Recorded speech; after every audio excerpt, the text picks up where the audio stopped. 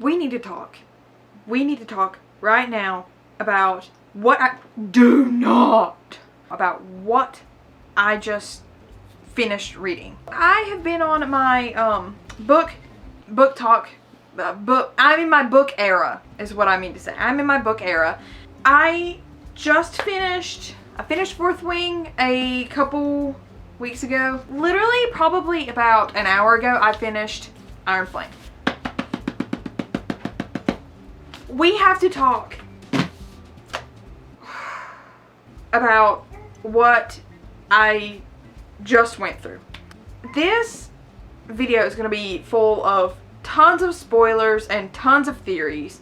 So if you plan on reading this book, or you are reading this book and you don't want any kind of spoilers because you're not quite done with it yet, I'm just going to go ahead and say this is probably not something you want to watch right now. You can go ahead and click off, revisit this at a later date, or you can fast forward towards the end, because while I'm talking about this, I am going to be making Fourth Wing pops. So if you want to see how those turn out at the end, just go ahead and fast forward. I'll give like some kind of timestamp here to skip to. Full warning that this is going to be full of a ton of spoilers and some theories that I've seen that kind of make sense now, or some theories that I personally haven't seen anywhere else and have came up with, or think I've came up with myself, you know. Before we jump into like the theories and stuff, I just want to say today I'm making Violet Sorrengail. I'm going to be using this head from Lieutenant Connix, ? And then I'm going to be using the body of Valkyrie. We're making the whole set. By the whole set, I mean Xaden, Rhiannon, and Dane. Because, unpopular opinion, hey, unpopular opinion, I like Dane. I'm really debating on making Riddick and Sawyer too. I don't know if I'm pronouncing any of these names right. Forgive me if I am. Some of the places and like the names of dragons and stuff, I'm not even gonna lie, as I was reading them, I just made sounds in my head. I need to actually look and see how you pronounce these words, these names. But just a forewarning, I've not done that before this video. I was stressing so bad. A good chunk of the Iron Flame book, I've got into annotating my books. So that is what all of this is. I'd have different colors for each different thing, you know. But I don't think I annotated any of my other books the way that I have this one, because I feel like there were so many scenes in this book that just left me like, oh my god, okay, is that foreshadowing? Is that something we're going to see later in this book? Is it something we're going to see in the next book? I was questioning everything that I read. I thought there was so much foreshadowing in Fourth Wing that I felt like everything was foreshadowing in Iron Flame. And I've also seen the big thing out where it's like, oh, you know, everybody argues on book talk, or maybe just the side that I've seen. It's about whether this book is actually good or not. Saying, oh, it's not worth your time, oh, it is. And like giving reasons like, this is why this writing is trash or whatever. And I've seen so many people say that Iron Flame and Fourth Wing have terrible writing. And you know what? Maybe that's true, okay? Maybe that's true, but it doesn't take a whole lot to appease my little monkey brain here.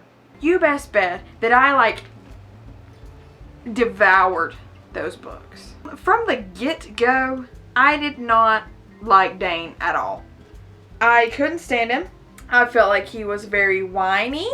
Oh, Violet, I'll get you to the Scribe Quadrant. I'll take you there. I promise they'll take you back. It's okay. I've talked to the general. That's all he talked about for, what, 4 months? At that point, Dane was on my radar, and I was like, you know, I wish he would just hurry up and, like, go somewhere, or a dragon will eat him. I honestly thought that the whole time Dane was saying, I can get you out of here, they'll still take you. In my mind, I was thinking, okay, he has a plan up his sleeve. He is the bad guy, and he knows what he's gonna unleash on this entire place, and he's trying to get Violet out of harm's way. So I immediately didn't trust Dane, and the fact that he took her memories without asking, no, that doesn't sit well with me. But my boy redeemed himself in the second book. Hold on. Let me ask a question to those of you who may be yelling at me and asking me how I can like Dane. If you can forgive Xaden for doing everything that he did to Violet, keeping all these secrets, doing some of the very questionable things that he does. If you can forgive him for that and still scream and be like, that's my boy, why can you not forgive Dane for doing what he thought was the right thing? What's the difference there? Dane is just doing all he knows. He is doing what he was trained for. I feel like I'm coming at you very in your face, and I don't mean to. I'm just very on edge still from the ending of that book. I need to talk about like my theories really for this, for what I think book 3 is going to entail, since we now know that Xaden has given himself up to save Violet. As you all know, at the top of each chapter is a little blurb from some sort of excerpt from the Codex or from Warwick's journal or something like that. There's always an excerpt at the top, or like the letters that Xaden writes. The one at the very last chapter, the one that's in Xaden's point of view, that is from Nolan to Lilith, and he says there is no cure for the venom, only control. Which leads me into the theory that everybody's pretty much going with at this point, that Violet's dad was Venom. That is a great possibility, because who else would she be asking for? Now here is like where I go into my own sort of theory. There was one professor, and I get them all confused. Is it Melgren? Okay, the one that can see the outcome of battles before they actually happen. What if, by some chance... Now, the only reason I'm saying this is because I think that the author said, no, Violet's dad was not Venom. And if that's the case, that leads me to this theory.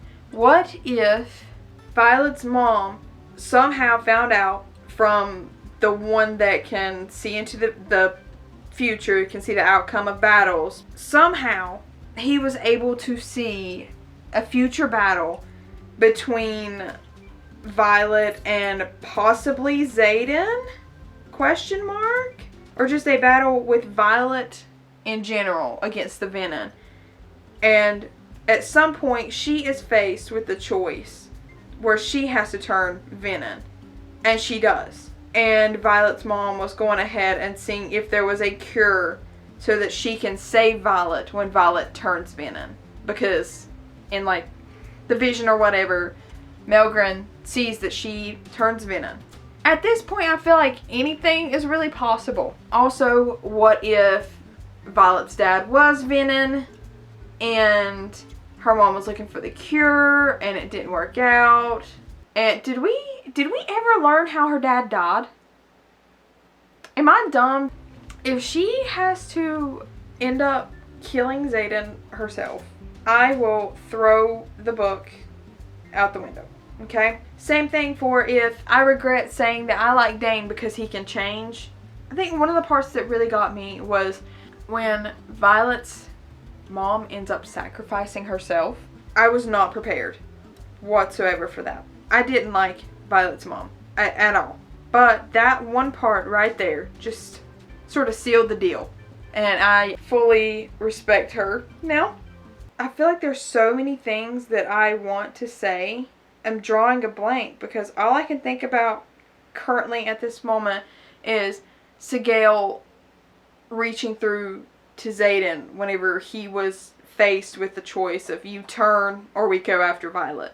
All I can think about is her screaming, I chose you. Because I can't even begin to imagine. Look at me crying over that. I'm crying over a dragon's feelings. I can't even begin to imagine the amount of betrayal that Sigel felt. And I feel like that is also going to cause major issues in the third book. With Xaden choosing Violet over Sigel, there is the risk, and I don't know how possible it really is. I heard somebody else say it on TikTok. Not exactly sure who said it first. What if Sigel is so upset that she ends up severing the bond between Xaden and Violet? I don't think she will, but I also wouldn't be surprised if she did.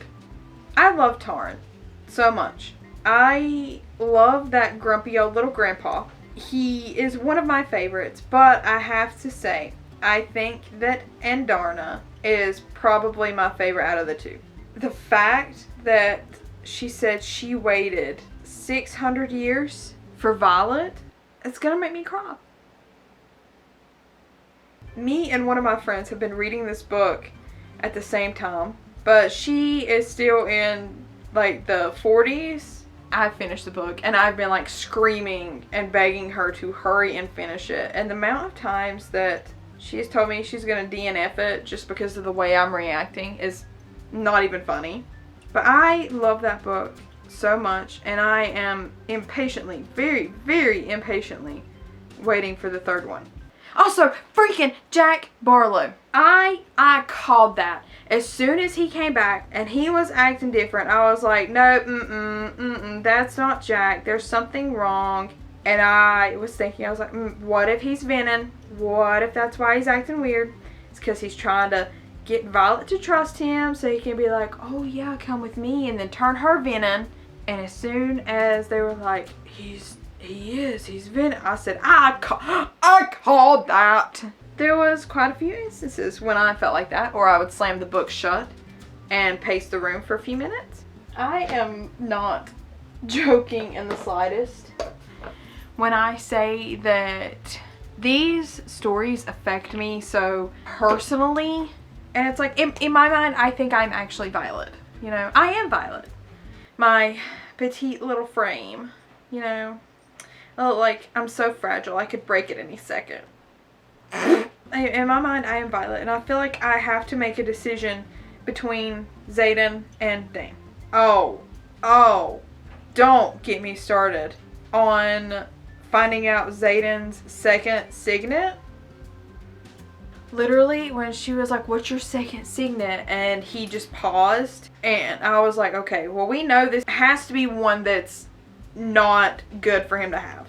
And then when they were out there arguing in the woods, and she's putting the pieces together, and she's like, oh my god, what if he's like Cat? And he says, but I'm not. And she says, oh, I didn't realize I said that out loud. Girl, are you dumb? Are you dumb? Because he just told you. As soon as he said that, I slammed that book shut. Another theory that I've been seeing, since Violet has bonded to Dragus, does that mean she gets 2 signets? Because if she does, I think, personally, her second signet is the ability to speak to the dead. Because I know she says like Liam was a hallucination while she was being tortured to keep her sane. But I honestly think that could have been her second signet shining through. That could prove very helpful if she's able to talk to her mom or to her dad, even if her dad is actually dead. Because that's a whole nother question that I have. Is her dad actually dead? Because if Brennan was alive, what if the sage or one of the generals of the Venom is her dad? And that just brings in like a whole new aspect. I'm wondering how these books are going to go on to be like a 5-book long series. So all of these theories that I'm coming up with, I'm like, okay, well, that's not possible. But if it is, that could explain why this series is going to go on for so long. Because truthfully, I feel like she could wrap it up in the third one. But there's a reason that she's going to make it 5 books long. I am in my fantasy era. The only things that I have read so far are fantasy or like little romance novels. I've read the ACOTAR series. I read Icebreaker. That makes me want to go to a hockey game. That book alone makes me want to go to a hockey game and find me a hockey player boyfriend. But that's besides the point, because we're not talking about that. We are talking about fantasy. I am in my fantasy era so deeply that now I am like, yes, fantasy tattoos. Because I semi-designed an ACOTAR tattoo. So I'm like, what if I keep with that theme and keep it like all scary and not Tom sort of theme, and do, you know, like the black cat and the bats, and then we have the ACOTAR, which is like the moon, the stars, and the bat wings for the bat boys. But then what if I throw in a little bit of fourth wing and I put dragons back here?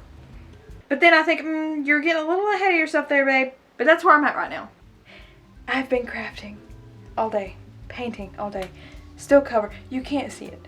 It's all on the hand that's holding the camera. But I have paint all over my hands because I just finished all of my fourth wing pops. So let's go through them real quick. Let's start off with Zayden over here. I tried to do the relic on his hand. Didn't really work out. We have Dane. We have Rhiannon, and we have Violet. And of course, back here, we have Sigale, and Darna, and Taryn. I've seen a lot of people that make the dragons use that one as Taryn and that one as Sigale, but I feel like Sigale is a little bit more scary. So that's why I went with the ones I did. Just to let you know, it's been about a week-ish, maybe, if it's been that long, since I finished Iron Flame. And I cannot bring myself to read another book. Well, actually, I lied. I read Wildfire, and I need a hockey player boyfriend. That's the conclusion that I've come to. I believe From Blood and Ash will be my next book. But right now, I'm gonna go lay down. Because I threw my back out the other day, and it really hurts right now. Like, holding this camera kind of hurts. I'm gonna go lay down before I injure myself further. Okay, I appreciate you listening to my book rant and for looking at my new creations. I will continue to make book pops. I don't know what's coming next. Also, I am currently writing my own book right now, and I am super excited to see what happens. You didn't need to know that. I'm gonna go lay down. Have a good day. Have a good night.